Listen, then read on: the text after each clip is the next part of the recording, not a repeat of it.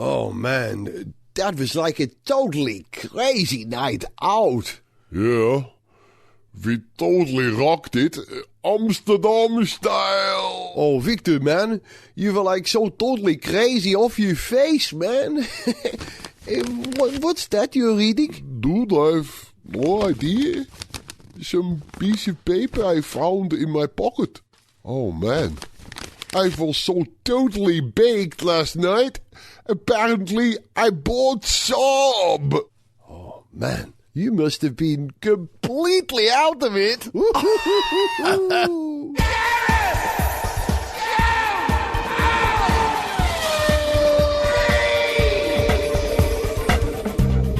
Hello and welcome to Gareth Jones on Speed, or as I prefer to call this episode, what we did on our holidays. In the last show, we could have talked about what we did over the whole Christmas period, but we had so many other things to talk about, stuff that's happening in the motor industry and F1 at the moment, we decided to do that. Instead, we thought we'd save what happened over the Christmas New Year thing for this show, because it involved some extreme motoring experiences, I think, for all three of us. I think we should sort of sum up. God, hell of an intro to this show, isn't it? Well, but, I think you guys have had a slightly more exotic time than me, so you guys go first and I'll follow up with okay, well, show and tell, isn't it? We'll do the headlines first. What we did Richard, on our holidays. yeah, your holidays, you went where, briefly? Just the headlines. I went to California. Nice. In the United States. And drove two very interesting cars. Two interesting cars that we don't get here in the UK. Yeah. That's all we need to know for the moment. That's all you need Yeah. to know. I went to New Zealand via Hong Kong and Australia. Drove a relatively uninteresting car, but that was very good. But saw loads of really interesting cars, and if you've seen that video clip that we published recently, went to a museum of really, really interesting cars. Literally the best museum in the world, I would wager. From our point of view, Natural History Museum. From our point of view, yes, quite possibly. Yeah. I was incredibly jealous when I saw that. And Zog, during the Christmas New Year holiday thing... Yeah, I've been experiencing extreme Arctic conditions in London. Wow. You see, we missed most of that because we were out of the loop completely during the worst of the weather. But you had to deal with your Porsche outside. How did you get on with your... Well, actually, it really wasn't such a big deal because, you know, for all the fuss that's been made about how bitterly cold it's been and how much disruption there's been, actually, on the handful of occasions that I did actually take the car out, yeah, it's slippery on the side roads, but there's no one on them. On the main roads, they were pretty clear. I wasn't out there when it was particularly bad. But the problem I did have was just to do with getting into the car, because I just found that the doors were frozen solid. Yeah. The lock, a little bit stiff, but it was like somebody had glued the doors shut. It took me about 10 minutes just to get into the car. Yeah.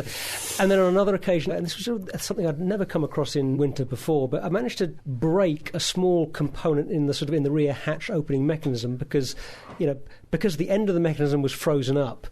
When the motor then sort of turns to pull on a couple of little rods and work some things, because the stuff at the end is frozen, a link in the middle breaks, and it never was cost it plastic? It was plastic, yeah. It's a tiny little 50p brittle, isn't it, bit. in the cold? It's exactly, bizarre. yeah.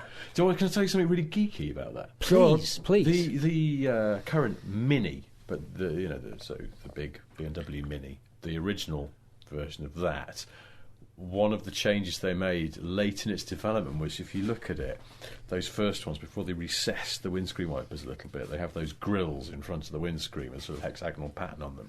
And they changed the design of those because most cars don't have that funny hexagonal pattern and make any feature out of those grills. And the Mini did, but the plastic became very brittle in cold weather testing and snapped when you shut the bonnet. So they had to change the spec. And that was one of the first times I read that. I went, oh my God, yeah, plastic is quite brittle, isn't it, really? Yeah. It goes soft in heat, but it goes incredibly hard in cold, and then it breaks. So, there you go. It's just one of these That's a weird thing. I wouldn't have thought of it. Cautionary tale for people with any car, really. But yeah. You couldn't get into your when car. It gets really cold, just some things just don't work as they normally do because all sorts of things freeze up, and some things will just break more easily. Yeah, no, I couldn't get into it. I couldn't get into it for about 10, 15 minutes. Funnily enough, something I noticed just before I went away, when it was just starting to get really cold, and we flew to the US the day after the snow really started. And so it had been cold before that, and I'd been using my Merc E-Class Coupe, and I noticed that when you pulled on the seatbelt, it made a squeaking noise as you pulled it for the first time. And I think that, but it was only when it had been left outside. When I'd left it in an underground car park where it was warm, it didn't happen. Again, things, plasticky bits, Something getting shrunk cold or- and shrunk, and just become a bit clattery and caused a squeak. But it's really weird, and I guess that's just a corollary of everything, like you say, shrinking and Solid getting- shrinks, fluids expand if they're frozen. So maybe it was a fluid expansion thing. I don't know. I don't Not think all fluids. No, in the I seatbelt, think for it's only ice that expands. Is when that the it's, only one? Oh, that is yeah. Ice is an unusual See? substance in that it Good expands when it. Yeah, I've causes forgotten that fact. potholes. yeah, because you get this Gets really into odd. the tarmac and then. Yeah, So does and then the water marijuana. goes away. Creates potholes, doesn't it? Those little holes that you get in your trousers. Thank you. Hello. Hey. So while you were So what happened abroad? So while you were freezing your trousers off in Northern Europe, Violet and I and our two boys were exploring the what we used to call the Antipodes, really enjoying all the Japanese domestic cars that we saw out there. Wait, I've got a list here. And by Antipodes, we should be clear. You mean we're talking New Zealand here, not Australia? Yeah. Well, we did pass through. How big's this Australia. list? Gareth just brought over a rucksack. Hang on. We're rusting through a big stack of papers there, and I thought I got in out Oh. once. Obviously, I didn't. Hang on a minute. This could take a minute. Stand by. Talk amongst yourselves. okay, So, fill time. Yeah, So but the California- Porsche's all right. I started first time. All of that. So you know, must be feeling the all benefits those of the little things. transactional layout, and weight distribution. in Oh, the- yes. This weather. When it slides, it Advantageous. slides Very beautifully. progressive, 50-50. Oh, hello. I've had the same trouble with the Sora. The back end really wants to go in it. Just some of the cars I saw. The Holden Maloo, the Viva. As opposed to the giant Baloo. Yeah, the Holden Viva. The Toyota Vitz, which is a version of the Yaris. Yes. The Curran, which is like the Silvia. The Platz, which is the Yaris Saloon. The Pronard, the Camry. The First, that's the 1ST. The IST, isn't it? It's the Is IST. that IST? That is the. Is that supposed to be First? We have that here now, I think. Isn't that Do the we? urban cruiser? Is that what that is? Yeah. Oh, of course it is. Yeah. I thought in this country an urban cruiser was basically a paedophile. Yeah. Not according to Toyota. So, I'm really not joking, so I think it's a terrible name It is for a a car. terrible name, I mean, yeah, IST it is. actually is not a bad name in its own way, but it's all The right. Opa, the Caldina, that is the Camry estate, Yeah, isn't yeah. it? The Alex, the Do you know, Bluebird. sorry, just to interrupt. Do you know Yeah. I went to Bolivia for that Top Gear thing and earlier in the year? Those Caldinas everywhere in Bolivia. The Really? car of choice, Wow. yeah. There's like a new really one that's very basic cool. looking. Yeah, these are the old. Like, I mean, there's been like 2 generations ago. Camry Carina estate. here. No, it's Carinas. Carina. Actually, it's Carinas. That's it. And but I suddenly noticed that they're not quite the same as they are here because. The basic one has got a leaf-sprung rear axle. It's front-wheel drive, but it's got a leaf-sprung. It's great, I suppose. Great on for out there, yeah. Khaki roads. My God, If it's they're got a terrible. slightly different name, it's a slightly different car. That's Yeah. my knowledge of it these days. Yes. The Bluebird Sylphy, the Lauren Club, the Nissan March, of course, the Micra, Yeah. the Tilda, the Maxima, the Avenir, the Liberty. Can I tell you something rather boring as well? Go on. Tilda, 5-door hatchback, isn't it? Or the saloon version, yeah. Yeah. That inexplicably, I think I'm right. If anyone's in Ireland, maybe they can tell me. But I think that's officially sold there in Ireland, but not in this country because Nissan Kilometres right and drive. Well, I think it's just Nissan have given up on that thing because the Qashqai is such a massive success for them Yeah. that they binned the Almira. Did you just sneeze then? Or I cough? did. Sorry, yeah. You might want to wipe that up. Qashqai. With your Bluebird Sylphy tissues. Let's be honest, that sounds so terrible. Those Sylphy, awful. Sylvie tissues. I like your factlets. A Mitsubishi Triton double cab, the Capella, the Mazda Atenza, the Familia. Is the Atenza, is that a Mazda 6? It's the 6, the new Right. saloon. You're right. That's a good name. Yeah, Isn't it? Atenza. Atenza's a bit more sort of interesting than... Why did Mazda do that? Because, obviously, the MX-5, Miata. Yeah, in America. yeah. What a nice name that Unos is. Miata, yeah. But Miata, Yeah. nice name. Why I agree. MX-5, I mean, we're familiar with it now, but it's a bit functional. It's The not Mazda very- Bounty. Why don't you Bounty? dip it in some chocolate and then dip it in those bits of coconut there? Ah, it'll taste good. Ah, it's Bounty.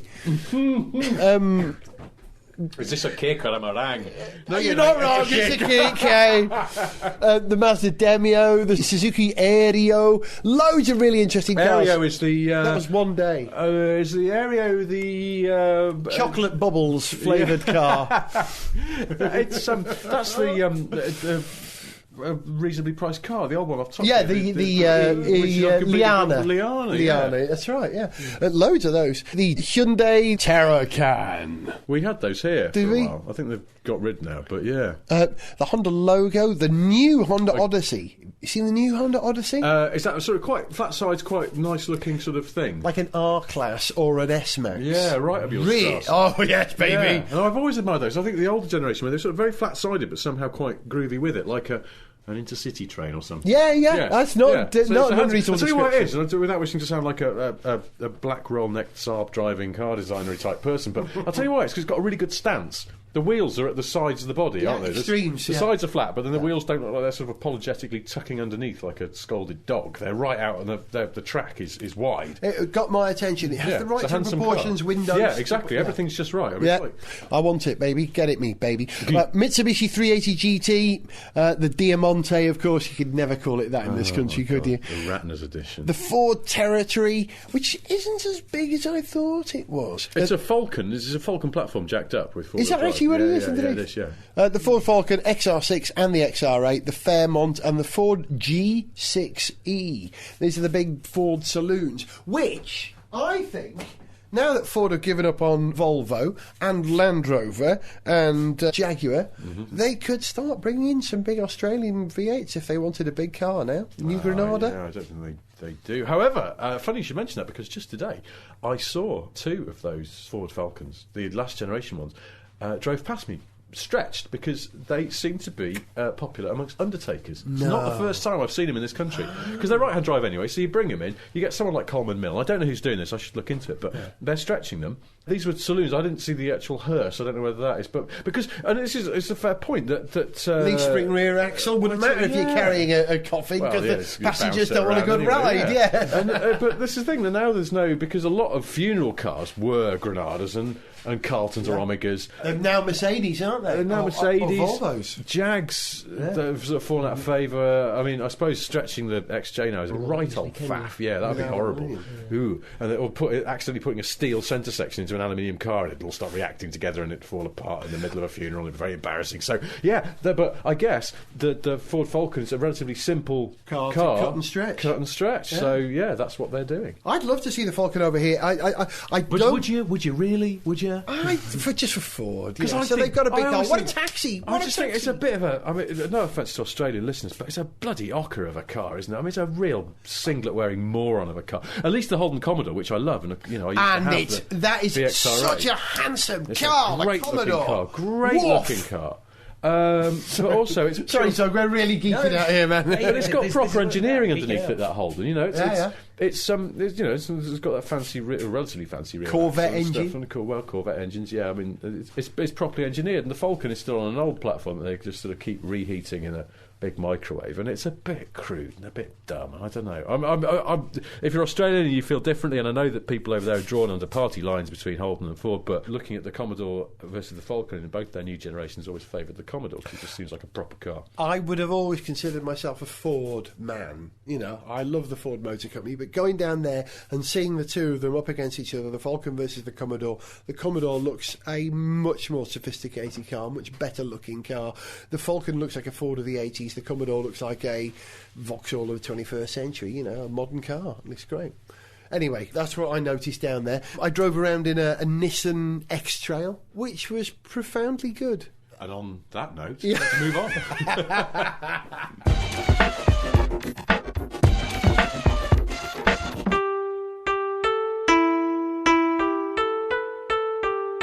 Honourable Nissan President's son, news from Britain.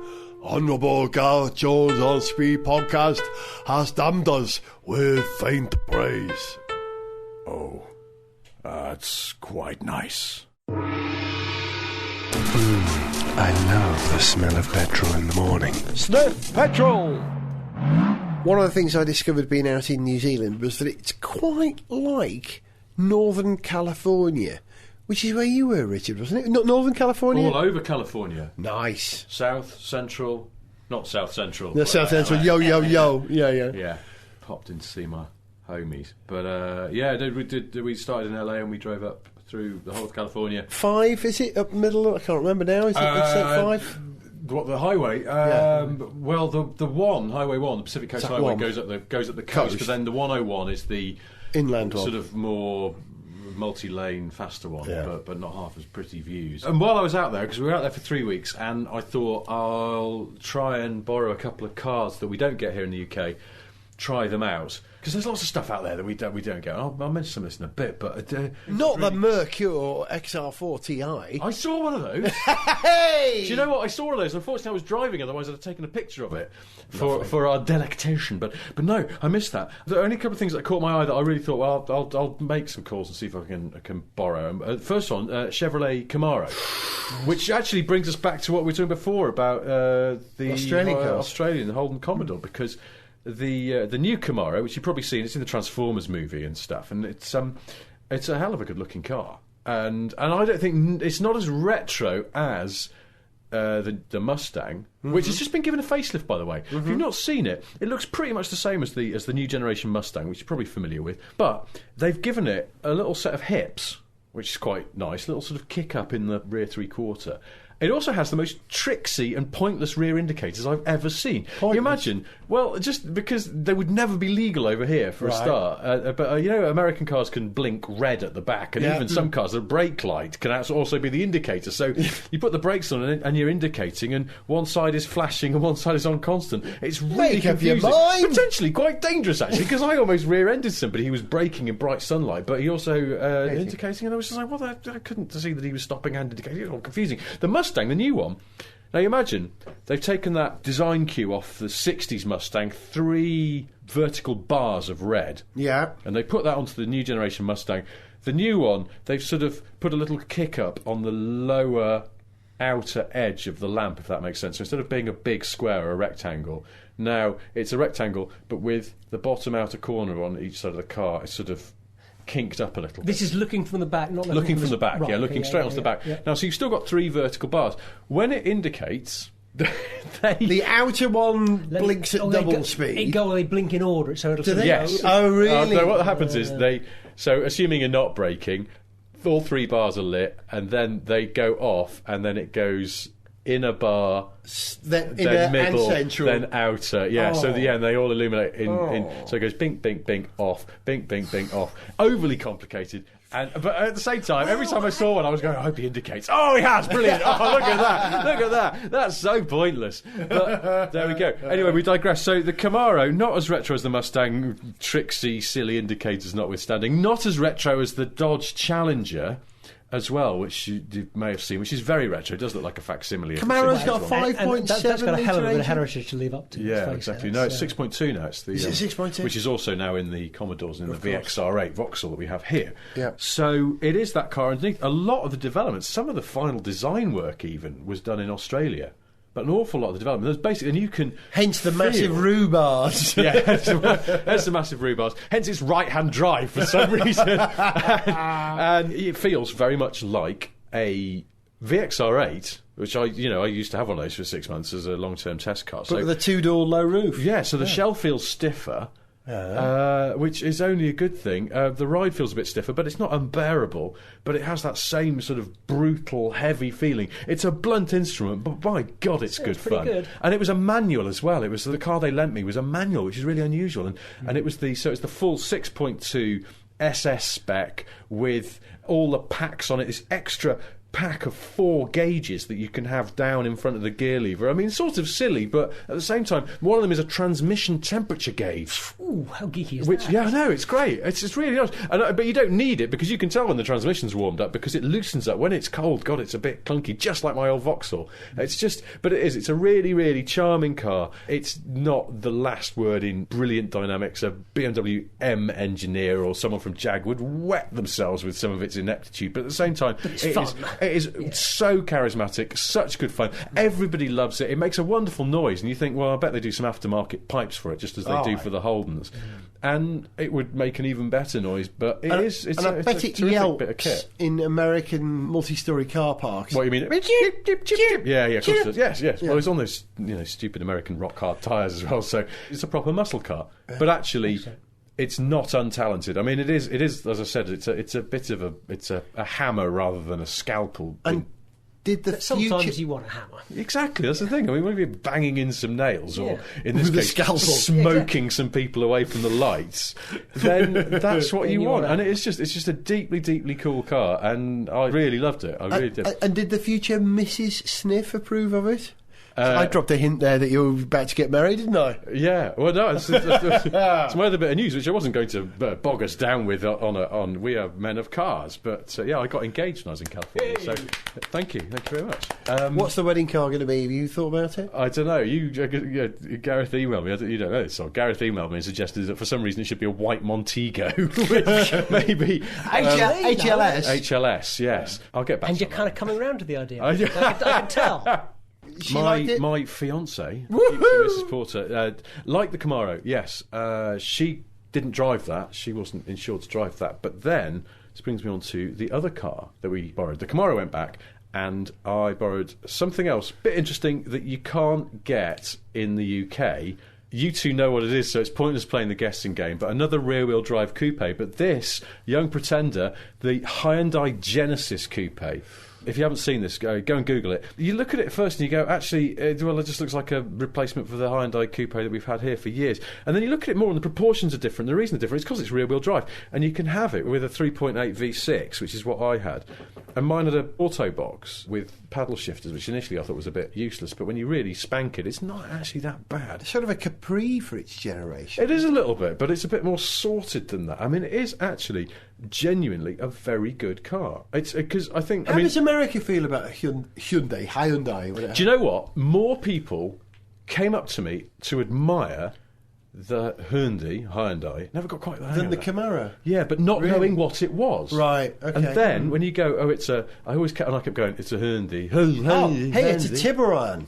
Well, that's the thing, because they're still selling the Tiburon, yeah, and they're calling it the Genesis Coupe, which is confusing because the Genesis sedan is although related underneath, this massive sort of 5 Series rival, but for 3 Series money, which apparently is selling quite well over there, as is this car. But yeah, people liked it, they just didn't know what it was. But the interesting thing is when you went, it's a Hyundai, mostly they went, oh really? Ah, right. And there was no... Oh wow, it's Korean. I think they're over that crest now where they're not complete loser cars. They're actually all right. It's acceptable to say you've got a in America. Well, and this will only sort of help to further that on. But apart from anything else, it's just a great car to drive. If only Yugo had hung in there. Yes, exactly. but America is falling out of love with the big car, with the huge SUVs, and they are coming round. I think they are to a point. It's the number of Honda Jazzes that I saw over there, and Toyota Yarai. Yarai. They make crash helmets. Including a Honda Jazz that had a sticker on the rear bumper that just said, "That's one less SUV." It's happened. But this is in Northern California. All a bit dippy, man. There. Which is really American. But to be fair, America... So you go to the Midwest, I'm sure it'd be packed with pickup trucks. America goes through this cycle of larger cars, smaller cars. Like, if you imagine that the Honda Corporation in America was built on the old Civic CVCC, which was, for America, it was like buying a micro car. It's like buying a Fiat 500 over here. Yeah. Such a small car for America, but they sold so many that Honda became a massive manufacturer in the United States as a result of that car. I like the idea that Americans are driving away from their F-150s and their Lightnings and perhaps thinking about smaller vehicles again. I'm not convinced that they are, really. I think that because the F-150 is still usually the best-selling vehicle in the US, but then the other best-selling vehicle is typically a Toyota Camry. But wasn't the Ford Fusion the car of the year last year? It was, which is what they would term a mid-sized car, and that's based on the Mazda 6 platform. But then you've also got the Ford Taurus, which briefly became the Ford 500, based on Volvo. the Volvo platform we were talking about in the last show. And that's just been given a real revamp and this new styling, and it's a really quite a nice looking car. Whiff of Armondeo in it, in the front, but sort No of bad mixed thing. up with a bit of Americana at the back. And no, it's a nice looking car, an imposing looking car. And there's this SHO version. Remember there was a Taurus SHO years ago which used that Yamaha V8. It's special high output. Yeah, Yeah, exactly. Or yeah. super. Is it special? I think it's super high output or special high output. Super high output, I think you're right. Awesome high output. Yeah, and which has got this twin turbo V6 in it, which sounds like an intriguing car. Would be something else I'd try next time I'm in America. But that's what they would call a full size car. And actually, in the context of seeing it in downtown LA, where you'd see it mixing with Cadillac Escalades and stuff like that, it would look like a reasonably sized car. But I think over here you'd suddenly go, bloody hell, that thing's bigger than an E-Class. You know, it's a big old thing. Well, you had a V6 in the Hyundai. In the Hyundai, yeah. What did it sound like? Any good? I'm glad you asked me that, because it's something in which me and the future Mrs. Porter disagreed, because she drove the Hyundai. And what's quite interesting is, she's not as into cars as we are, but then, No one is? Not even Lee Iacocca was into cars as much as Bob we are. Lutz occasionally rings up and goes, "Hey guys, just back off a bit." But she drove the Hyundai, and from a sort of, why do I keep saying Hyundai? It's a Hyundai. From her point of view, she really loved it. She thought it was a nice car to drive as well. She liked it. She also liked the noise it made. I thought on the move it was a little bit drony. It reminded me in this and a number of ways of the Nissan 350Z. Which again I always think makes a sort of a lot of times just makes a bit of a noise, not necessarily a nice noise. However, on start-up, when it's cold, this Hyundai made this right old bark that's often caught you unawares, because it's got a starter button, keyless, so you just jab the button once and then the electronics come on and then it just starts itself, so you sort of go bim, what the. And I thought I took the precaution of making a recording of it, which I'd like to play for you now. You really? Yeah. Your I took it on my phone, yeah. Okay. Listen to this. Well, give it to me and I'll run it to the computer. We'll run it.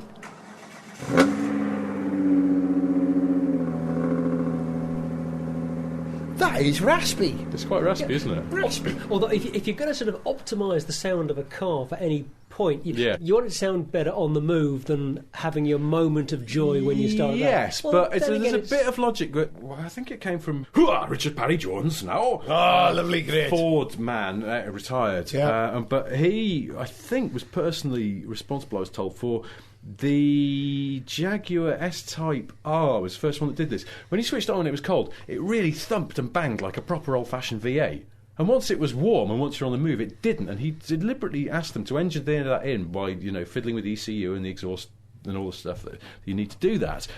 So that just first thing in the mornings, the owners are reminded they'd spent the money on a V8. You basically you get your little kick, you get your little hit of V8. But if it did joy, it all the time, it would just annoy you. Yeah, no, fair enough. So the trouble with the Hyundai is that it actually makes that fantastic at first, and you go, yes. And then it's and then you get on with actually driving maybe somewhere. a little and bit not more of that bothering rough anybody. edge would have been nice. It sounded quite good at high revs. I didn't record that because when it was at high revs, I was driving it. I got stopped by the police, by the way. Oh, well done. Wait, what is the speed limit? 65 in California No, I this was in week? a 55 zone, unfortunately, and I was. So he claimed doing 72. No. Actually, if anyone in America can tell me this, because I don't know. Unfortunately, I'd have to go to court to contest it, but my court date, because they give you, you've been stopped for Yeah, speeding. I have, yes. They put a court California. date on your ticket. Have you ever been stopped? I have. Well, I'll tell you what happened. You finish and I'll tell you what happened to me. But But they put a court date on your ticket, and my court date is 10th of February, I think. And I suppose I could turn up on the 2nd of October and claim that I don't understand why Americans put the month before the date, which would lead me on to a story joke, about our engagement ring, or my fiance's engagement ring, but it's too complicated to go into now to do with dates. Where are we going? Oh yes, me being stopped for speeding. Yes. And I was the funny thing is, I was on the way to see the James Dean Memorial in the junction where he died. Just not in a macabre way, but because we were staying for New Year in a house in a place called Paso Robles in Central California. And I'd always heard of this town, even though it's a tiny place, because I remember as a kid reading an article about James Dean's death.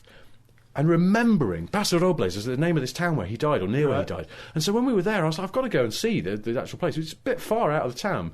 We went for a drive, but on the way there, I got stopped by the cops.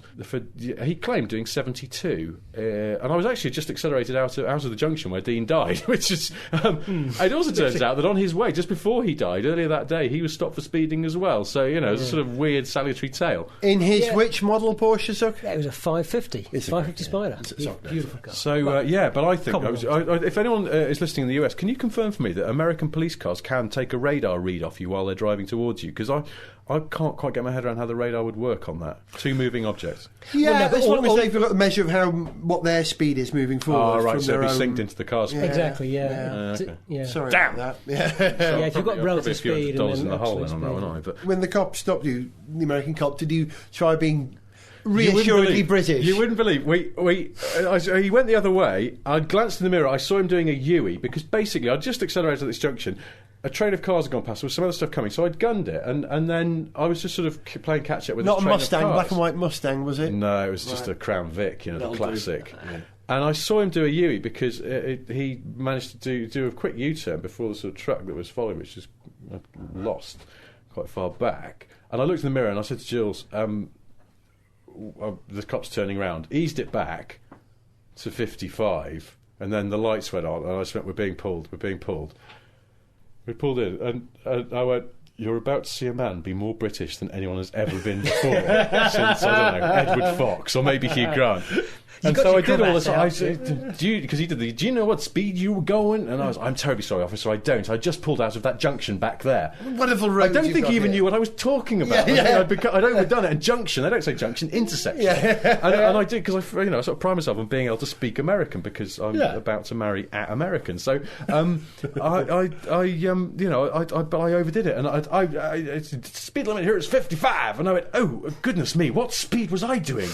72, I clacked you at, and I was like, really? Oh, I find that terribly hard to believe. I was really just pulling away. I mean, I'm afraid this isn't my car, and I'm not completely comfortable with the performance of it. But no, he was having none of that. He got me to get out of the car. He couldn't understand my licence because all the things are laid out wrong. I was going, yes, that's right. Yes, that's my date of birth. And I was surprised he didn't breathalyse me because he thought, you're talking mighty funny, boy. You've been drinking. But You're not from around these parts. so we're on the edge of wine country, and I was like, I'm surprised they don't breathalyse everyone they stop because half the people on the road must be absolutely boozed off their faces. They've been up to what's his name? Who owns Zoetrope? American Zoetrope. Francis Ford Coppola. Francis Ford Coppola's his ranch restaurant up there. Yeah, we're in his restaurant in San winery. Francisco. Very nice little Italian restaurant, not pricey at all, and they do some of his wines there. Very nice. I digress. We are men of cars. We are men of cars and travel. Yeah, well, there we go. So that's it. So You I got drove a next. Camaro, which I loved, but was sort of technically all right, and I drove a Hyundai Coupe, which I really liked and respected, and actually fell in love with quite a bit, which is a technically very good car, and there's a chance they might bring it to this country, which would be interesting. So, if I were to describe the Nissan X-Trail as profoundly good, how would you describe the Hyundai Genesis Coupe? I would describe it as a genuinely good driver's car.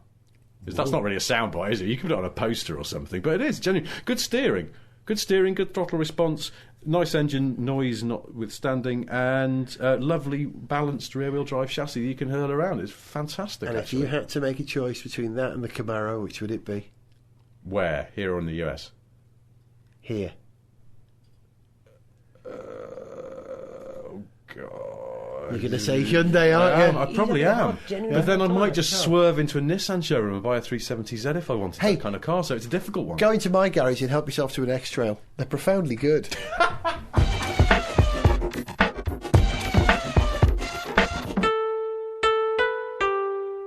Honourable Nissan President San, they're doing it again. How pleasant.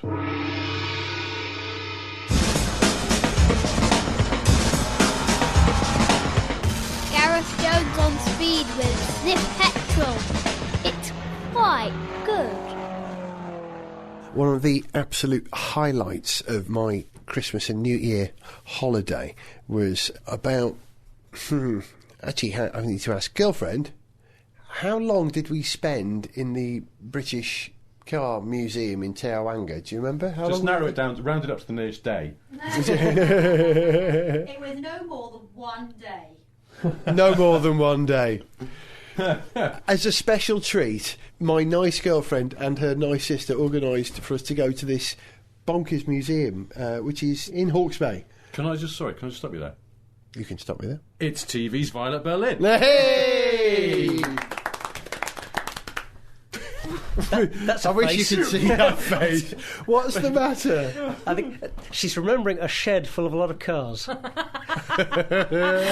I'm remembering is the conversation that everyone had while Gareth was off looking at the cars, which was about how we would improve the museum, which was clearly a really good museum. It involved a scorched earth policy, as far as you were concerned. It wasn't a scorched earth policy. It was about the fact that you walked into this museum and it was like this huge, it was an ex-fruit packing shed full of cars all sort of piled on top of each other. I mean, really piled on top of each other. If you haven't seen the video, go and watch it. Go to the website. Many of the cars had like their instruction manuals on the bonnet and other paraphernalia to do with the cars. I mean, it was lovely, and it was clearly unlike any other museum because it was celebrating the ordinary in you know, many respects. I mean, I know nothing about cars, but you know, if you were around in the 70s and 80s and 90s, you would just walk down those corridors and it would be the same as if you were transported back in time to all the ordinary cars on the road. However, there was no kind of interpretation whatsoever as what you expect in a modern museum these days. It was literally you had to be a complete and utter petrol head to enjoy it. It was like somebody's garage, expanded 100 times. Yeah, and that was the charm and the joy of it. Yeah, but I'm what bored fun of you would these have! museums that try and be inclusive. I mean, really, I like objects in cases. Contextualising the exhibit. Do your homework. But what fun you'd have doing it! I saw the pictures of it, and I saw the video that Gareth put online, and I was like, this is weird. It's like he's wandering around inside my head. It was great. You did kind of get the feeling that any interactive exhibit at that museum would involve being asked to repair a handbrake or something. The owner would come out and start one of the cars for you. Yeah, so go on. That's sounding a bit. You can touch the throttle. No, stop. Well, the bloke who owns this museum, Ian Hope, I think is his name. I asked him, well, how did this come about? How did you start this museum? Because it really was just a collection in his back shed. And it all started with they had a couple of Morris Thousands in the family, and he's got 4 daughters, and he promised his daughters that when he died, he would give each of them a Morris Thousand because they loved these Morris Thousands. It's kind of like a modern fairy story. It really is. So it started with 4 Morris Thousands, and so this sort of collection started growing, and people were phoning up and saying, Ian, I've got this Triumph 2500. You want that? I might bring it over, And it grew and it grew and it grew and it grew until they, as I said on the video, they've got, I think, pretty much every British marque represented there. There were no Morgans. He's after a particular Jag Mark 10. Mm-hmm. There are something like 360 cars there. 33 of them are Morris Thousands.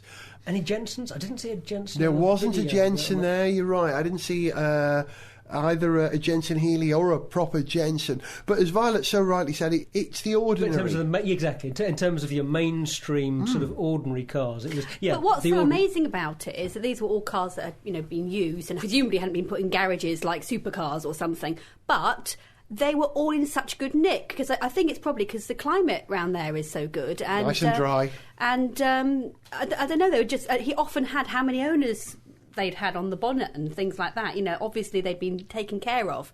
And over here, you see a car of that age and it's inevitably a rust bucket. I would recommend, if you're ever in New Zealand, as people in Northern Europe often are, often find yourself down there. People from New Zealand sometimes aren't often in New Zealand. No, that's true. Most of them leave the country. There's more New Zealanders outside of the country than in the country.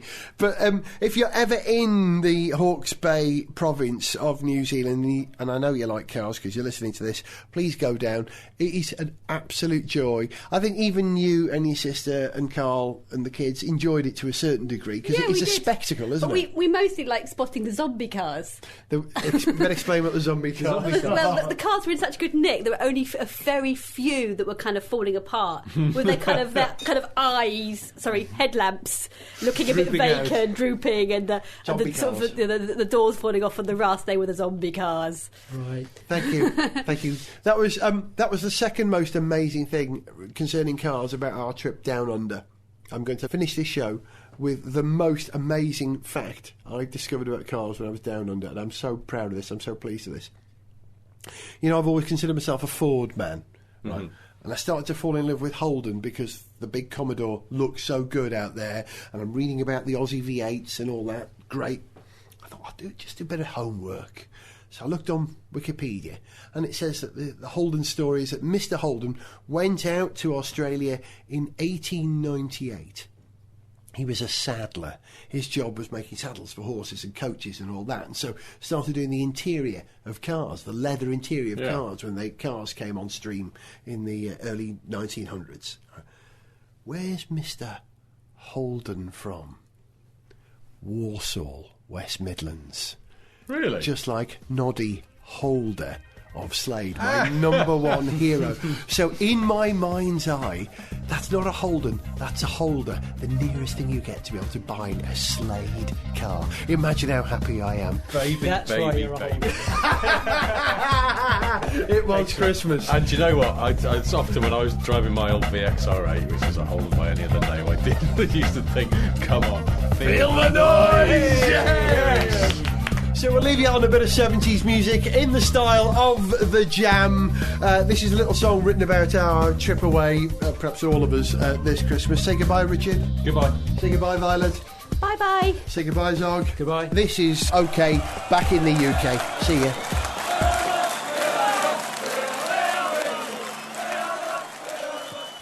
Thank you. It's nice to be back in the UK. We're The Jam.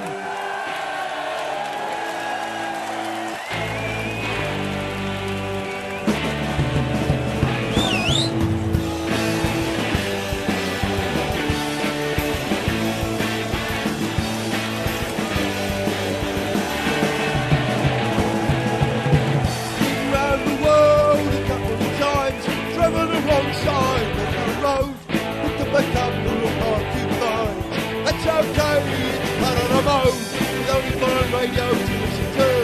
I've got something to admit to. Everything's okay back in the UK. Everything's okay. Everything's okay back in the UK. Everything's okay. Everything's okay. Everything's okay.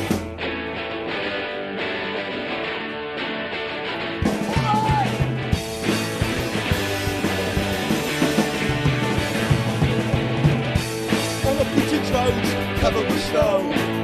We've run out of grit though, but when it's clear, at least we've got somewhere to go. On this Virgin Radio 2, I've got something to admit to. Everything's okay back in the UK. Everything's okay. Everything's okay back in the UK. Everything's okay. Everything's okay. Everything's okay!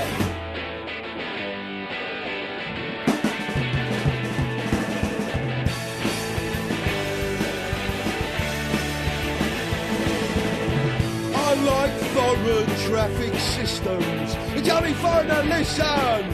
Speed limit 60 miles an hour. That's just taking a percent. With only foreign radio to listen to, I've got something to admit to. Everything's okay back in the UK. Everything's okay. Everything's okay back in the UK. Everything's okay. Everything's okay. Everything's okay. All right. Yeah.